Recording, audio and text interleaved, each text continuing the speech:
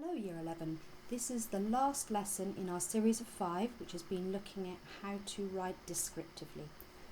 To date we have looked at personification, similes, metaphors, adjectival strings, and this session is looking at descriptive imagery rather than figurative imagery. That means we're going to examine how we can use the 5 senses to create an experience of this place. As always, you will need the same copy of this image where you have made your previous annotations and be ready to make further notes today. One of the best places to use the 5 senses is in your final paragraph where we'll be looking at your last impression. At this point, you need to imagine that you have spent your day, your weekend, your week here in this campsite and you're walking away now. It's the end of your travels. You look over your shoulder. What's the last thing that you see? The last thing that you can smell? Or what's the last taste in the air? Or what's the last thing you touch as your hand brushes it on your way out? So you're looking for these senses to give you that final impression. Now it's up to you how you want to approach this. You can either choose to literally describe what you can see, or, as in the change paragraph, you can do a flashback to the past and do a last impression perhaps of the bonfire and the singing last night, or you can look to a time in the future where you see nothing there, everything's calm, peaceful and restored to nature. So literally your last impression is the big picture. You can swap about your time, but you're going to include a lot of the senses. You should be very familiar with our structure now. In our first paragraph, we looked at the overall mood, looking at the big picture of the scene, creating a character. In our second paragraph, we then looked at a large area where we started to bring in some similes. In our third section, we looked at one small detail, noticing all the micro, the tiny little details that bring things alive. And to do this, we use metaphor. Then we looked at the change, either change in direction or change in time. And that's when we started to list our adjectives. And now this one, in our last impression, we're going to be using the 5 senses to help to give the readers a sense of memory in this part.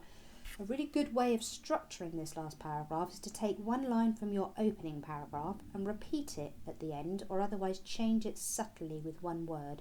So we're going to be looking at links between the opening and the ending too. Now the main point we need to bear in mind when we're describing settings using descriptive imagery is that we don't want to fall into the trap of literally describing what we can see, what we can taste. It becomes formulaic then. The aim of using the senses is to try and create an experience from the place. So you really want to show your readers what it is like to have lived there, even if it's just for a small stay of say half an hour and you're observing the view from an outside perspective. As you can see here then, we've got some examples of descriptive imagery. The bird whistled secretly with the wind as the sun warmed their feathers. So what can you hear there? It's not just the birds whistling, is it? But you've got the whistling of the wind. Can you see how that repeated wah wah alliteration is managing to create the whistling and the wind? Actually, whistle itself is an onomatopoeic word, isn't it? A word which sounds the way it sounds as you're pronouncing it. On top of that, we've added a little bit of personification. Look, the sun is warming their feathers, so you can layer up your 5 senses. So we're not just hearing things, but we're seeing the feathers being warmed, we're seeing the sun. You can almost see the sunbeams as they come through. So you can blend things together. You don't have to do one sentence just based on sound and another sentence based on what you can see. You can look more closely at combining 1 or 2 points. See if you can layer it up. So we've touched on what the senses are in this lesson so far, but let's be very explicit about what we mean. The senses are touch, smell, sight, taste and sound. Now the one that students tend to struggle on is the taste. Unless there's literally some bacon that you can taste, students find it quite difficult. So what you can do is use the senses, especially taste, figuratively as well as literally. So you can taste adventure in the air, you can taste the excitement around. So you don't have to go for literal things, you can go for abstract ideas, and you can link your taste with feelings. You could taste the fear, you could taste the happiness, you could taste the tiredness. So you can use taste in that sound, but you don't have to use taste. As long as you dip into about 3 of these senses, then that will be fine for this paragraph. So let's have a look at some examples then of where you literally use the senses, but you figuratively use them too. For example, the tents were damp with the morning dew and had the touch of freshness about them. So the tents are literally damp. That's what you can feel. So we have the sense of touch there with the morning dew. You can almost see the little white or clear beads like jewels. So you can see there's that sense of sight. And then they had the touch of freshness about them. So can you see you can literally use the words and had the touch, but then figuratively talk about how fresh they are. Because you can't see freshness, can you? You can't touch freshness literally. You can't taste it. You can't smell it. It's an experience. So it's an abstract idea.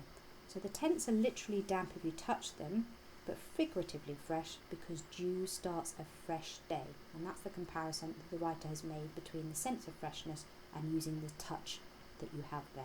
Okay? So let's see how that might work for us now. We're going to match up the 2 halves of the sentences to describe the campsite as you walk away. And as you can see from the 2 columns, one of them is a literal use, although metaphor and simile might have been used as well. And the other is a figurative use. So let's just work our way through a couple of these examples to see how they might sound. I'm randomly just going to choose the cheerful whistle of the camp owner, whispered stories of yesterday's adventures. Well, you can hear the cheerful whistle. It's literally a sound that can be heard by the campers rather. But whispering stories of yesterday's adventures, that's more figurative, isn't it? Because the whistle doesn't then start telling a story. It just reminds the speaker in this case of the stories that were told yesterday, and perhaps that cheerful whistle was also heard of yesterday. Perhaps that camp owner was around yesterday, could hear all the adventures that were going on in the camp, and he's back again today. So can you see all the inferences, the things that are suggested here? All right, let's have a look at another one now, shall we?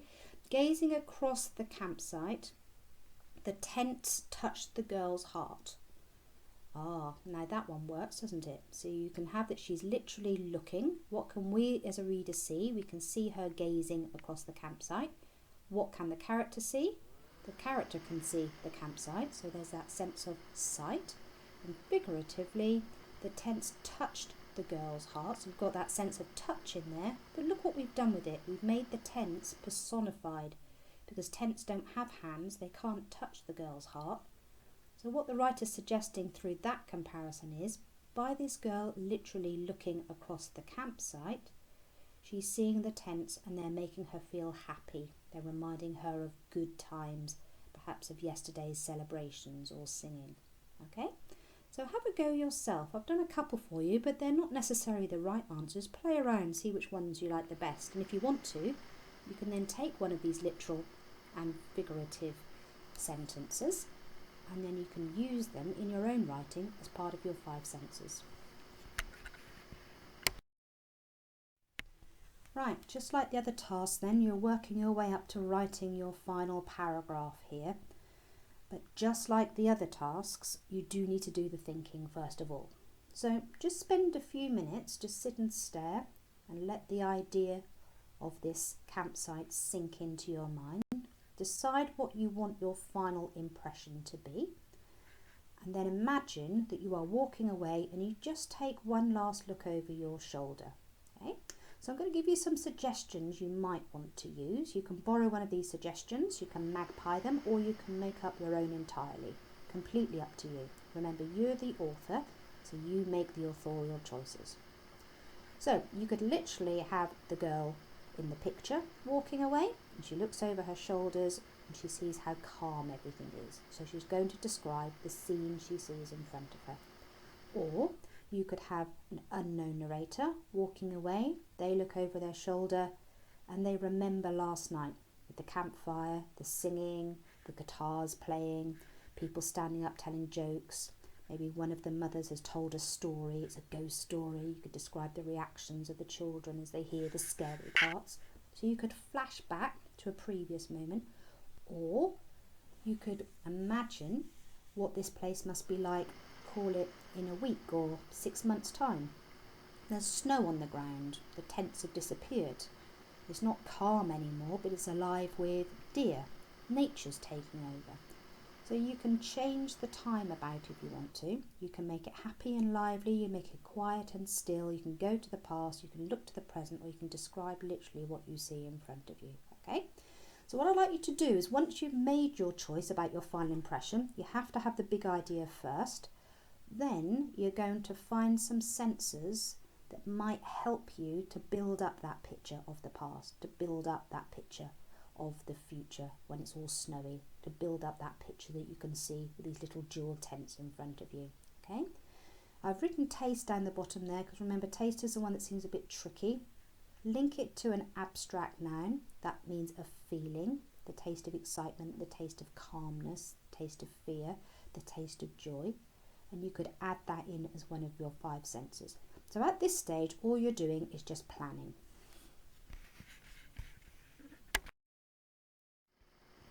Right, so while you've been planning, I've been planning too. And I've decided to go for the flashback idea. I've decided to go for a time when children were having a water fight and some parents were cooking breakfast at the same time. So that's the general idea I have in my mind. I planned some sights, sounds and smells. I planned all 5, but I've only decided to use 3 of them. So just look to see where the labels of the sight, sound, smell are and listen to how it's been put together. Okay. As she walks away, the girl cannot resist taking one last look over her shoulder. She sees children squealing like baby pigs, soaking each other with the water they collected that morning. Bacon, as it lingers in the air still, and tingles her taste buds even now. This is a place of fun, freedom and family. A smile creeps across her face. She is happy to have spent her weekend here. She will never forget the folk songs which were sung with gusto around the campfire last night. So if you have a look in that first sentence, I've literally written as she walks away. So it shows that there is movement in the piece of writing. So the person should imagine that this girl in this case is looking over her shoulder. Okay? It literally says she cannot resist taking one last look over her shoulder. So you can write that if you want to in your first sentence, saying that somebody's walking away, just to set the context for the reader. Then you've got the children squealing, so you can hear the sound, and a nice little simile from a previous lesson's been slotted in there. Look, squealing like baby pigs. Just like baby pigs squeal with joy and excitement, that's the feeling that you're getting from these children as they're soaking each other with water that morning. Then you've got the smell of bacon. Now instead of saying the smell of bacon, I've decided to start the lesson with bacon, because obviously this girl absolutely loves bacon. You can hear it in the sentence. Listen to how it starts. Bacon, as it lingers. Now when something lingers, it means the smell stays with you. So she's smelling the smell now, reimagining it, reliving the bacon smell from the previous morning. So we can see it's slow and still. Bacon as it lingers in the air, still. And look how that slows down the whole sentence, making the readers imagine the smell of bacon and then feeling the tingling of the taste buds. Can you hear that alliteration there? As the writer is describing their experience of loving bacon so much. Hopefully that's got your taste buds going and you fancy going and making yourself a bacon sandwich now too. Okay? Then we move on to this being a place of family, freedom, fun, but not necessarily in that order. So you've got your list there. So noun, noun, noun, instead of adjective, adjective, adjective, as we looked at last lesson. But you can switch and play around with language, because remember, you're the author and you make the choice. And then finally, you've got that lovely verb creeps. Look how the smile creeps across her face. It's like a gradual dawning as she has these lovely memories and she's reveling, rejoicing, reliving in all the happiness that happened yesterday.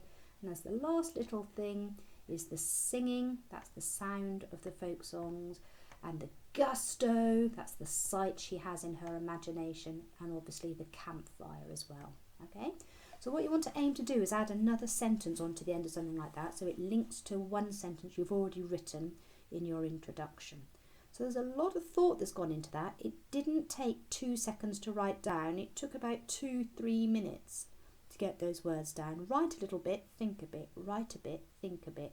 So you're reflecting and looking at how you're writing the information down as well as what you are sharing with your reader.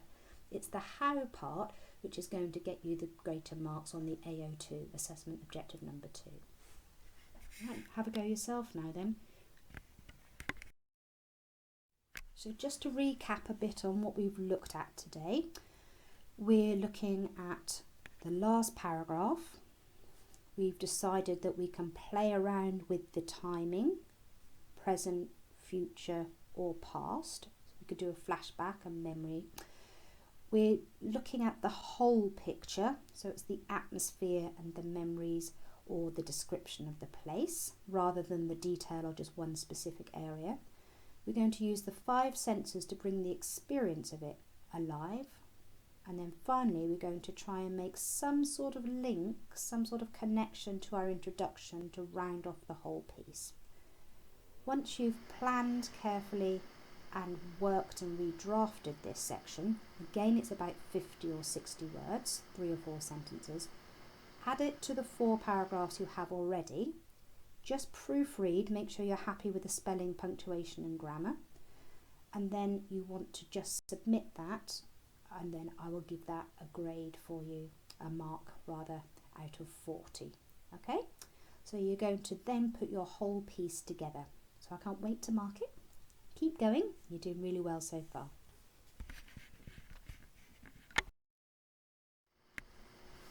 Right, now you've completed the whole task, what I'd like to do is just to go through this questionnaire, and you can either print this out and hand it to me personally if we're in school, or you can edit it as a Google Doc. And what I'd like to do is go through each question really carefully, please. So did you take the time to look at the image carefully before you started to do any writing? Did you make your annotations? Did you just look at all the areas? Did you allow your eye to cast around, to move around the image? Did you plan before you wrote your paragraphs? And how did you go about that?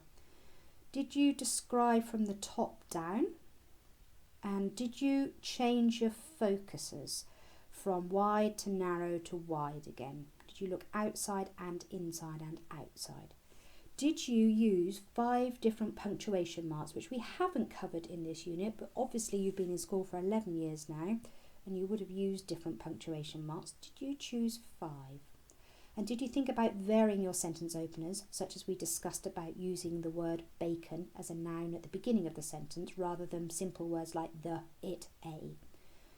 Have you deliberately adapted your word choices? We've focused on metaphor, personification, lists of adjectives. We've looked at similes. Did you use those in your writing? And did you use a different skill and a different focus for each of your paragraphs? And then finally, did you try to link the opening to the ending? I'd like you to write one comment that you want to set as your personal goal in the last sentence there as well. Okay, so just post it back to me so I can see your understanding of what we've been looking at in these last 5 lessons. Thank you, Year 11.